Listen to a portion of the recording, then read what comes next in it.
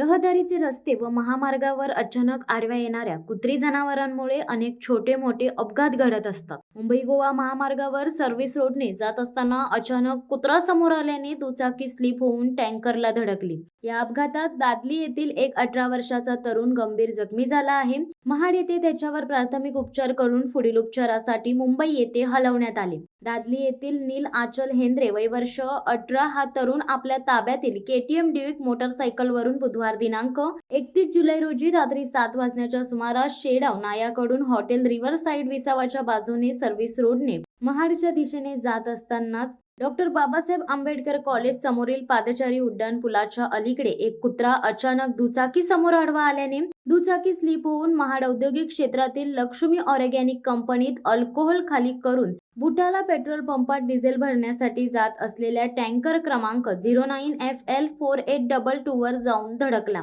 या अपघातात नीलच्या डोळ्याला व पायाला जबर दुखापत होऊन तो गंभीर जखमी झाला. त्याच्यावर तातडीने महाड ग्रामीण रुग्णालयात प्राथमिक उपचार करून अधिक उपचाराकरिता डॉक्टर रानडे यांच्या हॉस्पिटलमध्ये दाखल करण्यात आले. मात्र त्याची प्रकृती चिंताजनक असल्याने अधिक उपचाराकरिता मुंबईतील अपोलो हॉस्पिटल येथे हलवण्यात आले. या अपघाताप्रकरणी महाड शहर पोलीस ठाण्यात नोंद करण्यात आली आहे. आई वडिलांचा लाडका नील जग सोडून गेल्याने नीलच्या आई वडिलांसह महाडकरांवर दुःखाचा डोंगर कोसळलाय.